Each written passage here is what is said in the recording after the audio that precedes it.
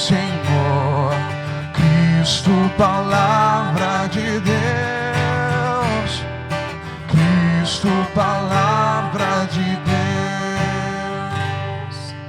O homem não vive somente de pão, mas de toda palavra da boca de Deus. Louvor e glória a ti, Senhor.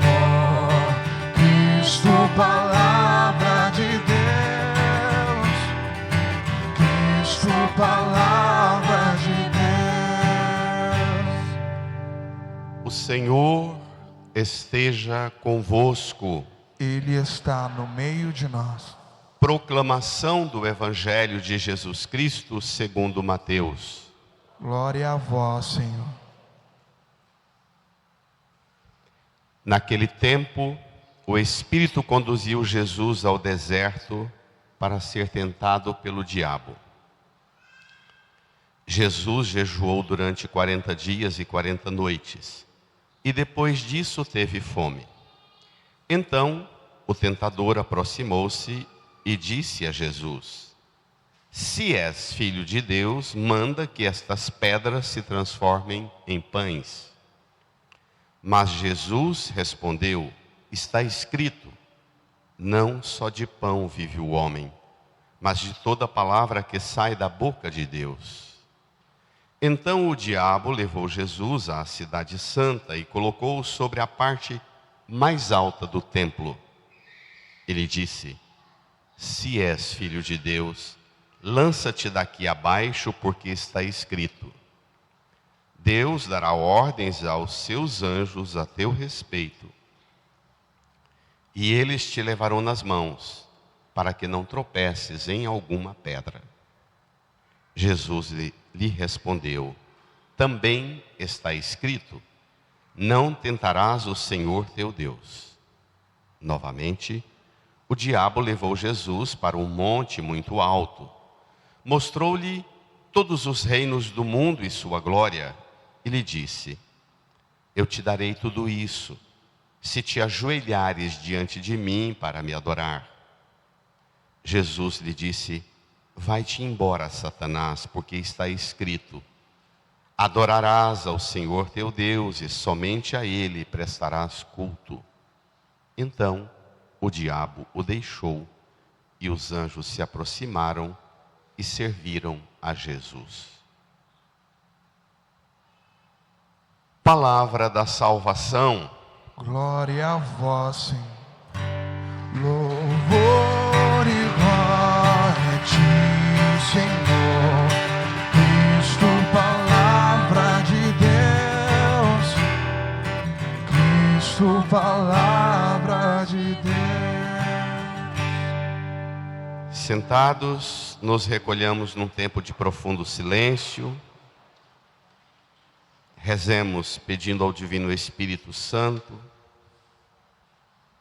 o auxílio para que esta palavra seja plenamente acolhida por nós e sejamos por ela transformados hoje, agora.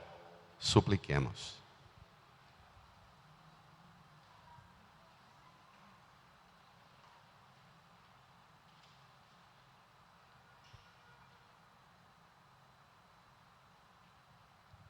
Amém. Irmãs e irmãos, começamos na quarta-feira de cinzas nosso caminho de preparação para a Páscoa, observando, segundo o ensino de Jesus, naquela exortação do Evangelho, 3 dimensões da nossa vida. Nossa relação conosco mesmos através do jejum, nossa relação com o próximo através da esmola, da caridade, nossa relação com Deus através da oração. Esses 3 elementos aparecem novamente nos 3 passos do Evangelho de hoje, na intervenção que o diabo, o demônio, faz, abordando Jesus no deserto. Este é um Evangelho particularmente bem desafiador, especialmente para a catequese, para vocês pais e mães de criança, o vô e a avó, como ensinar esse texto de uma forma correta e não ficar fantasiando, diminuindo a força dele por não entender a força dele. Vamos lá. É um texto extraordinário. Número 9 do seu folheto. Capítulo 4 de Mateus, versos 1 a 11. Nós estamos a caminho da Páscoa. A finalidade da Quaresma é pormos-nos mirando a madrugada da ressurreição, a manhã de domingo.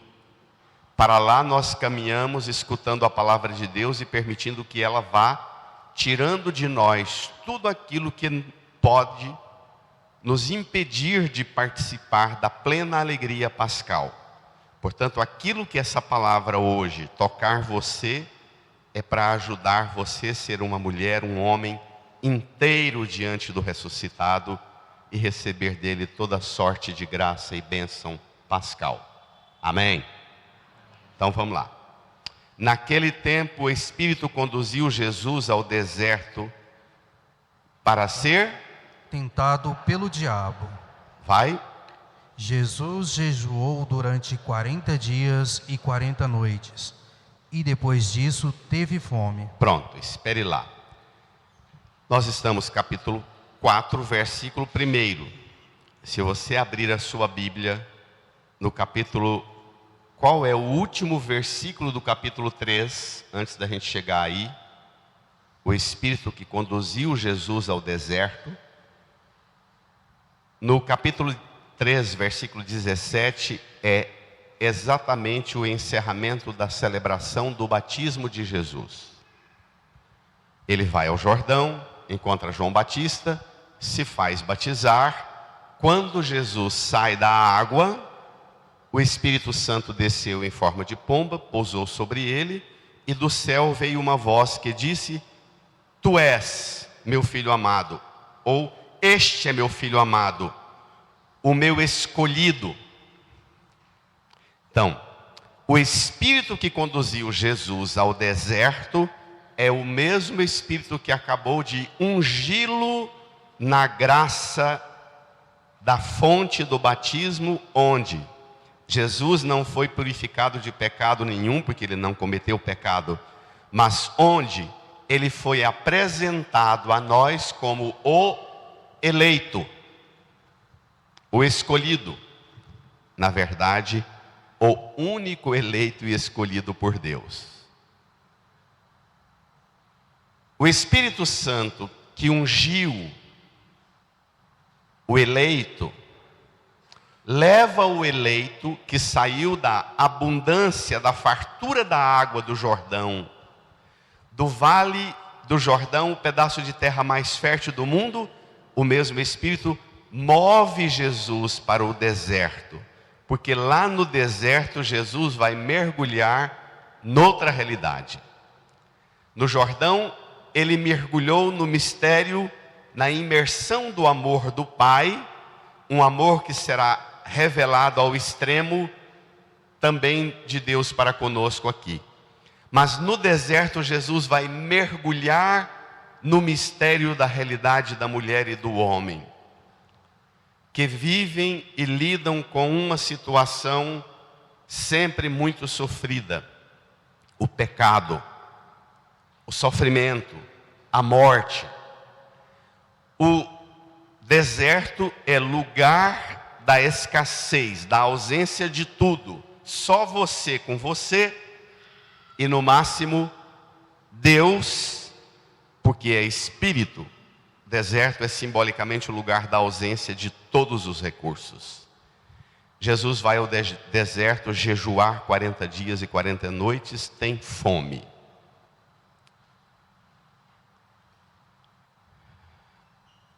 A privação, o jejum, a fome são símbolos do mergulho de Jesus no mistério da sua realidade, da sua vida. Na verdade, o evangelho que nós estamos meditando faz para nós 3 perguntas. Como é que você vive a sua relação com Deus na escassez? Na hora dos problemas, das dificuldades. O demônio, vamos filosofar, diabolos, o nome de demônio ou diabolos significa aquele que tem dupla palavra ou palavra que divide. Então, qualquer um de nós pode ser diabo na vida um do outro. Ter palavra que leva o outro a ficar dividido. Quando Jesus tem fome, versículo 3. Então o tentador aproximou-se e disse a Jesus: Brada, se és filho de Deus. Espere. Olha, a última palavra que Jesus ouviu antes de ser levado para o deserto foi o divino Pai Eterno falando: Tu és meu filho amado. O diabo entra na conversa com Jesus a partir da última palavra que ele ouviu do Pai. O mal na vida nossa, o primeiro sinal de que nós podemos ser uma pessoa tóxica na vida uns dos outros, vocês jovens, namoradas, namorados, esposas e esposas, primeiro sinal de que você é uma presença sadia na vida da sua companheira, do seu companheiro, sabe qual é? Se você é uma presença que edifica a identidade genuína daquela pessoa com quem você está. Ou se você é alguém que arranca dela a identidade dela. Está claro? O papel do diabo é exatamente tirar a identidade sua, pôr em crise a originalidade, a autenticidade do que você é. Uma mãe furiosa com os filhos,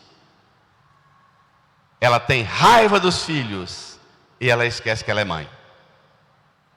Ela tira a identidade dela. Um pai furioso tira a identidade de pai. Então, é papel do diabo tirar, intoxicar você e tirar de você sua identidade. Agora, tome cuidado para o que você considera o que é a sua identidade genuína. Porque pode ser também que essa companheira sua, esse companheiro, até um amigo de trabalho ou irmão na comunidade, dá umas cutucadas para mexer na sua identidade, não para tirar a sua identidade verdadeira, mas talvez para te ajudar a devolver você para a sua identidade verdadeira. Que pode ser que você pense que o que você quer para você não é o seu genuíno ser. O demônio entra para conversar com Jesus falando da identidade dele. Se és filho, pois este é o último som que o céu pronunciou. Tu és meu filho, meu eleito. Então, aqui tem um critério bacana. Se você tem dificuldade de enfrentar privação, as tribulações na vida, se qualquer dificuldade te desmantela todinho mesmo, se qualquer coisa te derrete na raiva,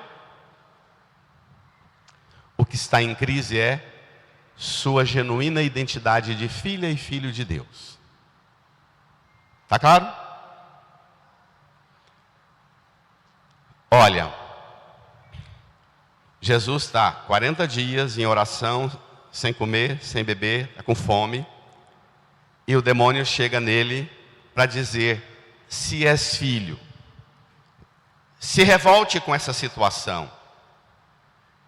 Tome essa direção das coisas e não fique dependendo de ninguém. Vamos, se és filho de Deus, manda, brada. Que estas pedras se transformem em pães. Se és filho de Deus, se o diabo fosse um bom catequista, ele diria: pergunte esse Deus que é seu pai, o que ele quer para você nessa situação de fome que você está, não é? Não é? Mas ele diz: não, Torne-se árbitro da sua vida. Faça do jeito que der na sua telha. Esse cara nem aqui está para acompanhar você na privação sua. Pegue os poderes que você tem e tome a direção da vida. Transforme pedra em pão. O que é transformar pedra em pão? Aqui nós estamos falando, minha gente, de necessidade. Necessidade de coisa básica. Comida e água. Aqui é privação do básico. O tema da fome, que este ano nós meditamos e rezamos a campanha da fraternidade, é um tema que sempre desconcertou a humanidade inteira em todos os tempos. A fome de comida pode ser uma ocasião para você descobrir outro tipo de fome, que Jesus vai te ajudar a descobrir. Vamos lá? Se és filho de Deus, manda que essas pedras se transformem em pães. Mas Jesus, versículo 4, respondeu, brada: Está escrito, não só de pão vive o homem, mas de toda a palavra que sai da boca de Deus. Jesus foi para o deserto, jejuar, rezar, sentir fome, para dar ocasião, para dizer para nós que existe outro tipo de alimento. A palavra de Deus.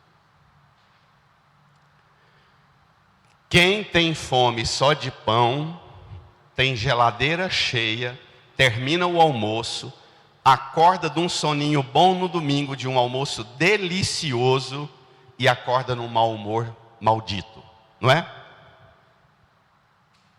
Está sempre infeliz.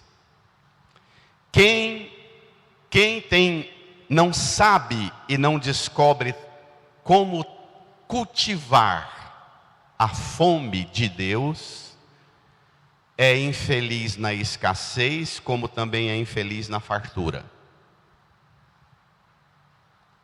A exortação dessa tentação é: aprenda, quando não tiver o que você quer, as coisas como você deseja, escute Deus, que Deus será, a palavra de Deus para você será muito mais forte, nutritiva e vigorosa para te ajudar a enfrentar a sua vida e missão, do que o que você está, repito, necessitando. Comida, 40 dias sem comer, sem beber.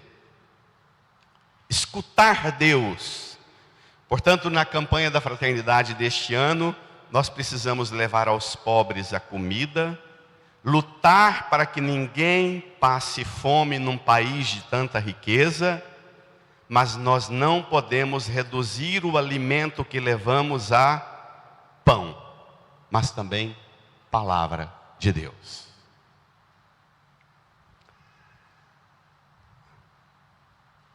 O pão. Agora vem o circo. Não se assuste, é isso mesmo. A literatura clássica diz pães e jogos, que foi traduzido para o português, também clássico, pão e circo. A sedução do mundo é sempre pão e circo. Vamos. Versículo 5. Então o diabo levou Jesus à cidade santa. Leia. Colocou sobre a parte mais alta do templo e lhe disse: Brada. Se és filho de Deus, lança-te daqui abaixo, porque está escrito: Deus dará ordem a seus anjos a teu respeito, e eles te levarão nas mãos, para que não tropeces em pedra alguma. Presta atenção, Bento XVI diz que essa das três tentações é a mais difícil de ser interpretada, explicada e compreendida. Porque essa tentação, ela fala do sentido de Deus. O que é, afinal, Deus? Quem é Deus? Preste atenção nos elementos que vêm agora. O diabo faz uma excursão só com católicos e leva a turma em Jerusalém. passa uma semana com Jesus em Jerusalém e põe Jesus na parte mais alta do templo. E faz uma proposta para Jesus, dando um curso de Bíblia para Jesus. O diabo sabe a Bíblia de cor. Ele pergunta a Jesus novamente: se és filho de Deus, lança-te dali para cá, transforma o templo, que é o lugar do cultivo da relação íntima de comunhão com Deus, transforma o templo num lugar de distração, de circo, de aventura emocionante, de arrepio. Tem gente que acha que o cristianismo vale pelo tanto que arrepia e chora. A fé cristã é muito mais do que emoção, mais do que derrame. A fé cristã é muito mais do que arrepio e lágrima e emoção barata. O diabo propõe exatamente isso, que nós, pregadores, transformemos o templo num lugar circense, no espetáculo do circo, onde a gente nem vê a hora passar.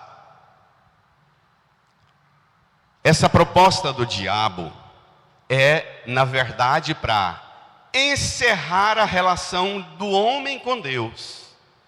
Porque quando tira do templo a finalidade do templo, a religião está cancelada. A pergunta que vem agora a primeira é: como é que você se comporta em suas tentações, em suas privações? Onde está Deus nas suas privações? Agora, onde está Deus na sua relação com Ele na religião, no templo? Cadê Deus? Eu às vezes escuto as pessoas falarem do caminho que elas percorrem na fé, na religião. O que é o cristianismo, o que é a Igreja Católica? É puro padrão de cultura e de costumes humanos. Não tem nada de transcendência, nada. A religião para a pessoa não passa de um feixe de fetiches vaidosos que eu pratico. Hábitos, ritos, tradições, costumes que me dão a identidade de ser um nobre de 2000 anos, numa linhagem de 2000 anos atrás. Quem é igual eu que tem uma igreja de 2000 anos atrás? A igreja é muito mais do que uma linhagem de nobreza de 2000 anos atrás. A igreja deve ser muito mais do que um lugar de amiguinhas e amiguinhos que sabe que cada um está passando, o aniversário, as alegrias e as virtudes de cada um.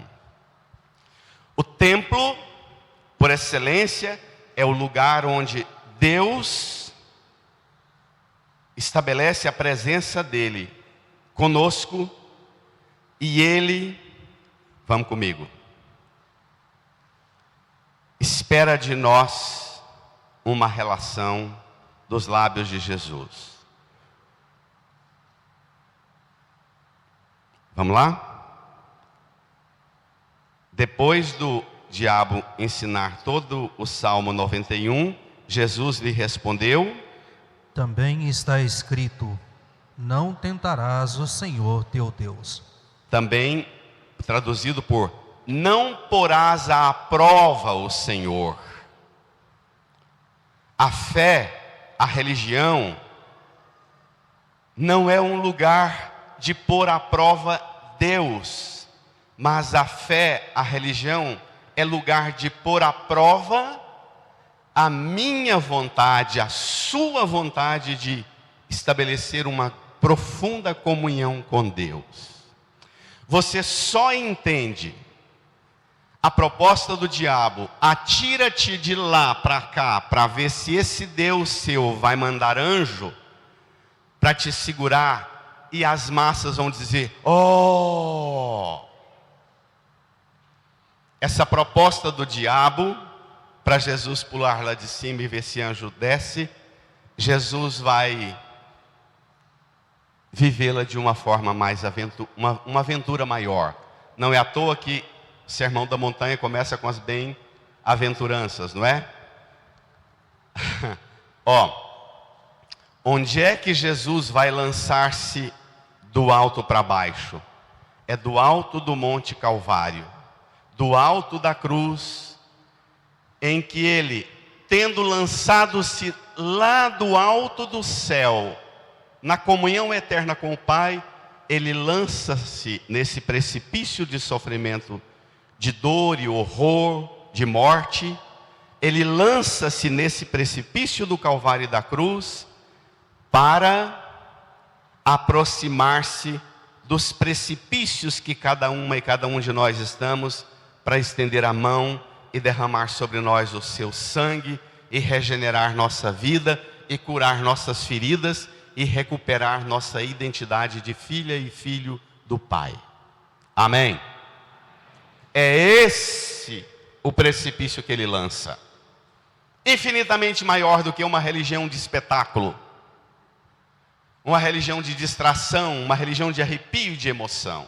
É ali, na cruz, o lugar onde ele não tenta Deus, mas ele oferece Deus na queda que ele sofre, na queda vergonhosa que ele sofre de rejeição, de humilhação, de escárnio. Nesta queda, quando nós damos a ele o pior de nós, ele nos oferece o melhor de tudo. Ele nos oferece Deus. O diabo não quieta. Agora vem o ponto mais lustroso: pão, circo e vanglória. Glória mundana. Vamos lá, tome comigo. Versículo 8. Novamente, bradem. O diabo levou Jesus para um monte muito alto, mostrou-lhe todos os reinos do mundo e a sua glória. Mostrou o quê? Todos os reinos do mundo e sua glória.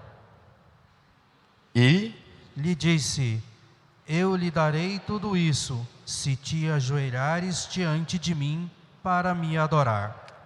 Cola aqui. Se te prostrares diante de mim para me...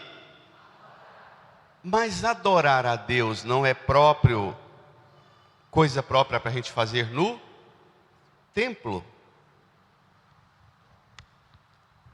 O diabo, ele divide a gente, ele põe sempre a gente para fazer as coisas certas nos lugares errados, as coisas erradas nos lugares certos. Ele sempre divide a gente. Ele não leva Jesus para o templo para adorar Deus.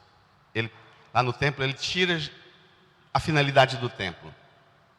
Agora ele fala em adoração diante dos reinos do mundo e da sua glória. Vocês já estão cansados de me ouvir repetir isso, mas não tem perigo. O diabo aqui parece nós pregadores, iludindo as massas e dizendo: vem para cá, dê o seu dízimo, faça a corrente não sei de que, dê sua oferta, que essas glórias todas do mundo vão ser sua. E o povo vem. O diabo aqui apresenta para Jesus os reinos do mundo e a sua glória. Diz que para ter esses reinos é preciso adorá-lo. O diabo aqui, minha gente, sabe o que representa? As potências do mundo, da economia, do dinheiro. O diabo propõe a Jesus uma vida farturenta, confortável, abundante, com glória, com reinos poderosos, com vassalagem. O diabo aqui fala exatamente o que nós pregadores muitas vezes falamos e o que os nossos políticos populistas falam. Qual é a proposta do populismo? Como é que você identifica um político populista? O político populista, ele propõe o que o diabo propõe. instaurar um estado de bem-estar social. E diz que para te dar um bem-estar social, você precisa delegá-lo e liberá-lo para ele fazer o que ele quer. Dar a ele os poderes para ele ter a intervenção que ele quiser em tudo, na economia principalmente. Não é? O diabo, como os políticos populistas, não discute quem é que está sofrendo para sustentar essa glória e os reinos da glória do mundo. O populismo propõe um estado de bem-estar social e depois injeta sentenças de impostos, arranca da precária condição de trabalho de poucos para dar às massas, os pobres, o mero privilégio de ser consumista e de dar-lhe o sustento básico, ainda que para isso precise juros altos, inflação, baixo crescimento. O diabo propõe, como os governos populistas, um reinado soberano de homens, na maioria das vezes homens, que podem fazer o que quiser, porque vai me dar a glória que eu sonho.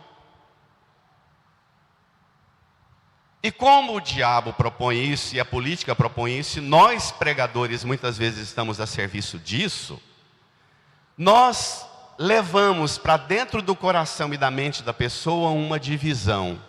O que é, afinal de contas, o bem maior da vida? Qual o sentido maior dessa vida?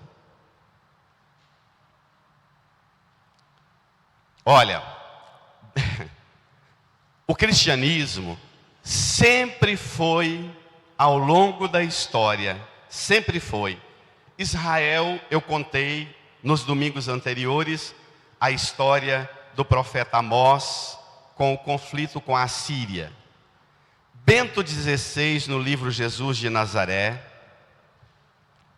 na página 50, já citei isso e volto a citar. Bento XVI,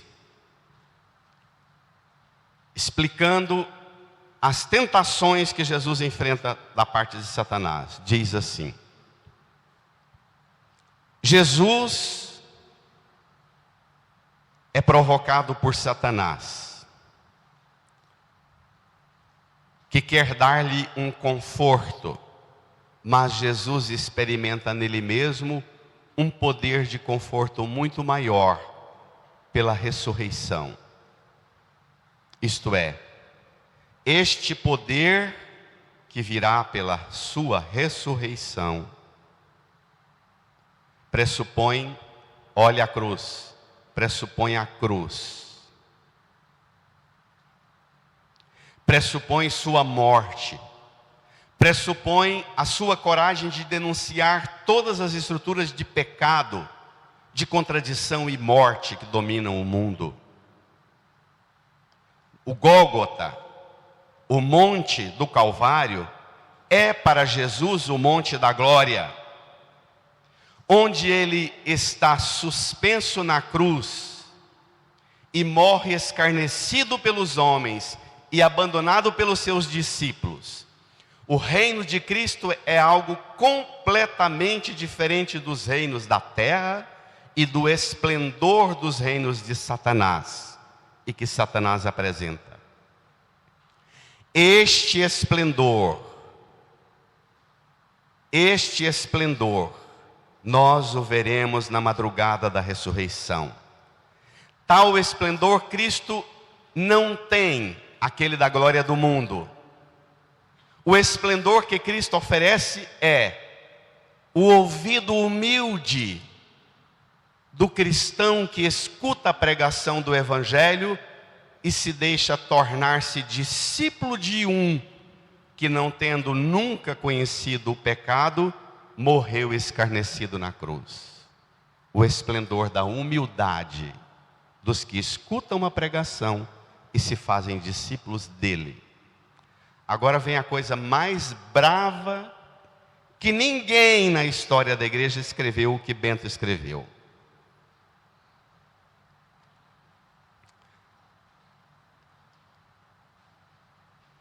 O verdadeiro conteúdo das tentações torna-se visível se considerarmos, na história da igreja, as novas formas que assume concretamente ao longo da história essas tentações. Como é que as tentações que Jesus enfrentou aparecem na história da igreja? Quando surgiram o que chamamos de o Império Cristão, ou os impérios do cristianismo medieval, dos reinos. O Império Cristão tentou fazer da fé um fator político da unidade do império. Pensando que seria uma igreja gloriosa, não sabia que era a igreja os cristãos manipulados para sustentar o império. O reino de Cristo deve, então, receber a forma e o esplendor de um reino político. A impotência da fé, a fé não dá conta por conta própria.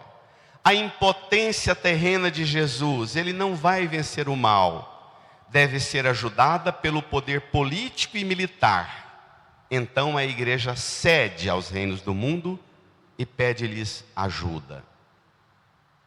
Em todos os séculos ressurge sempre e em múltiplas formas esta tentação, presta atenção, de assegurar a fé por meio do poder. E ela correu o risco sempre, o risco de ser asfixiada nos abraços com o poder. A luta pela liberdade da igreja, que os políticos populistas pregam, e portanto a luta porque o reino de Jesus não pode ser identificado com nenhuma figura política deste mundo, deve ser travada durante todos os séculos. Então, nenhuma figura política deve ser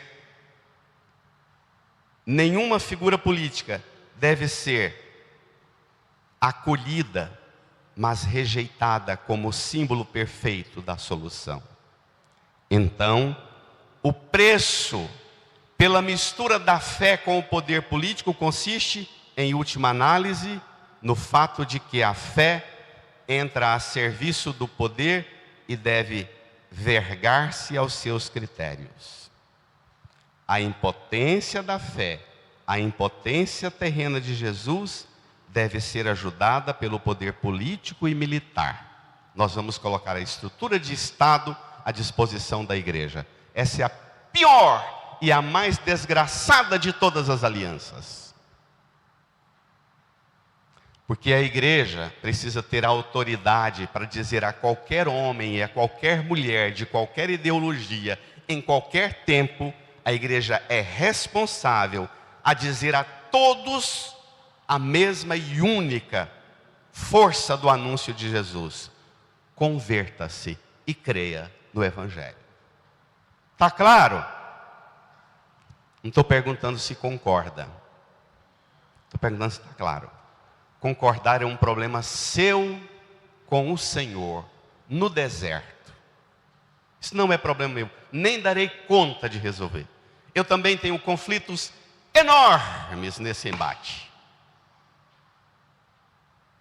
É muito mais cômodo, é muito mais sedutor dizer: ah, capeta, adorar, você não vou dar não, mas não vou falar mal de você, mas você dá uma ajudinha para a gente conseguir umas coisas aí para a igreja, reformar a igreja, construir mais templo, não é? Fazer isso, fazer aquilo. É esse o discurso do cristianismo.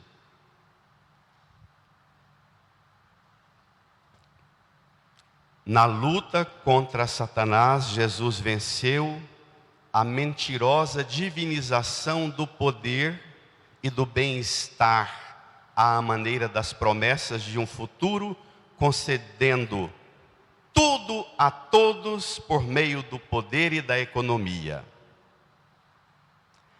Somente a Deus amar e servir, prestar culto a mais ninguém. Termina comigo o Evangelho. Versículo 10. Jesus lhe respondeu, brada a igreja: Vá-te embora, Satanás, porque está escrito: adorarás o Senhor teu Deus e somente a Ele prestará culto. Então o diabo o deixou, e os anjos se aproximaram e serviram a Jesus. Essa semana eu pensei muitas vezes, se Jesus não falaria para mim em muitas situações: vai-te embora daqui, Antônio. Se você quiser ainda antes de dormir, na sua oração da noite, pegue o Evangelho de Mateus, capítulo 28. Finalzinho, último parágrafo do Evangelho. Jesus fala para os ressuscitados, fala para os apóstolos irem para a Galileia, que vai encontrá-los lá na Galileia. Os apóstolos vão só 11, já perdeu um, porque o bicho do dinheiro se suicidou, não é? O que pensava na glória do dinheiro se matou, Judas. E Jesus sobe um monte que tinha indicado para eles. Nesse monte, quando eles estão lá, Jesus se aproxima, eles veem Jesus ressuscitado e atiram-se com o rosto por terra, e o evangelista Mateus fala: ainda assim alguns duvidaram. Jesus se aproxima e diz a eles uma coisa que Satanás nunca vai poder dizer. Jesus diz assim: toda a autoridade me foi dada no céu e sobre a terra. Portanto, ide e fazei discípulos meus todos os povos, batizando-os em nome do Pai, e do Filho e do Espírito Santo, e ensinando-os a observar tudo o que eu vos ordenei. Tudo. Não só o que você gosta da Bíblia e da fé e da igreja. Tudo. A igreja é portadora do tudo de Cristo. Ou ela é uma gambireira baixa na pretensa ilusão da glória do mundo. Amém? Está claro? Está claro. O diabo pode mostrar para você a glória do mundo, mas o diabo nunca vai poder dizer para você que toda autoridade foi dada a ele no céu e na terra. No céu e na terra, a única autoridade é Jesus. Irmã, irmão, como você lida com Deus na hora da fome? Como você lida com Deus na hora da glória dos reinos do mundo? E como você cultiva sua relação com Deus no templo? Essas são as 3 perguntas de hoje. Incline a sua cabeça. Estabeleça, apesar desse calorão, seja mais forte do que o calor agora. Estabeleça com Jesus um diálogo profundo. Diga para Ele: Senhor, eu quero vencer as tentações que tentam tirar de mim a minha identidade de filha, filho de Deus, que eu recebi do Senhor no batismo. Eu necessito da ajuda do Senhor, para que nenhuma provocação das tentações me faça duvidar desta verdade decisiva, eterna. Eu sou filha, eu sou filho do Pai, sou filha, sou filho de Deus. Ele me ama. Ele enviou o Senhor Jesus para me salvar e me devolver a comunhão com Ele. E eu vou te seguir, Jesus. E nenhum reino deste mundo tirará de mim a identidade de cidadão do reino do céu. Reze do seu modo, vá dialogando com o Senhor.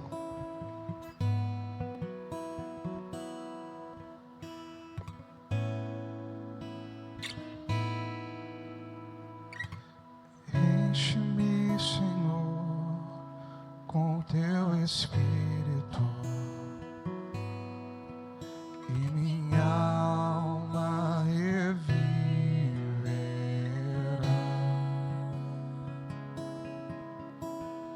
Enche-me, Senhor, com teu Espírito, e minha alma reviverá,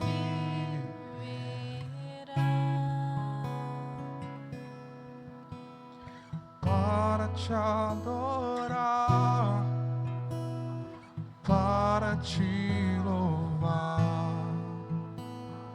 Enche-me, Senhor Jesus, para te adorar, para te louvar. Enche-me, Senhor Jesus. Liberta-me, Senhor, com teu Espírito. Liberta-me, Senhor, com teu Espírito, E minha alma reviverá. e minha alma reviverá. Liberta-me, Senhor, Liberta-me, Senhor, das minhas com teu tentações, Espírito, das minhas fraquezas. Liberta-me, Senhor. e minha alma reviverá. Faz de mim um adorador, uma adoradora do Deus vivo, único. Para te adorar, para te louvar. Liberta-me, Senhor Jesus, para te adorar, para te louvar. Liberta-me, Senhor Jesus. Ergue-me, Senhor, com teu Espírito. Canta. Ergue-me, Senhor, com teu Espírito, Das minhas dúvidas, das minhas fraquezas, e ergue-me. minha alma reviverá. Das minhas inseguranças, ergue-me. Ergue-me, Senhor, com teu Espírito, e minha alma. e minha alma reviverá. Fiquemos em pé. Deixa o folheto no banco. Eleve as mãos para a cruz. Para te louvar. Ergue-me, Senhor, Jesus. Vocês, para te adorar. Brada, igreja. para te adorar, Para te louvar. ergue-me, Senhor Jesus. Reze comigo, Senhor Jesus, Filho amado do Pai. Não temos dúvida, o Senhor é o Filho amado, o único caminho para o Pai, a única verdade, a única vida que conta. Obrigado, Jesus, porque o Senhor aceitou se lançar no precipício da cruz para ofertar o remédio que cura a nossa perda de identidade, tudo que nos afasta e nos impede de viver a graça de ser filha e filho de Deus. Senhor Jesus, diante da sua cruz, diante desta palavra, põe a mão no seu coração, incline a sua cabeça e diga com muito vigor agora: eu renuncio a Satanás, às suas obras, às suas seduções, tudo que me divide nas horas de fraqueza, tudo que me divide nas horas gloriosas da minha vida, tudo que me afasta da comunhão com Deus, é obra de Satanás. Jesus, eu creio firmemente, o Senhor devolveu-me a graça de poder proclamar: eu também sou filho amado do Pai. Obrigado, Jesus. O demônio jamais arrancará de mim esta identidade. Obrigado, Jesus. Faça a sua oração, fale com Jesus, dialogue com Jesus, entregue nas mãos de Jesus sua alegria, sua confiança, sua gratidão, porque Ele regenera sua filiação. Filha, filho do Pai. Agradeça, adore a Jesus, louve a Jesus.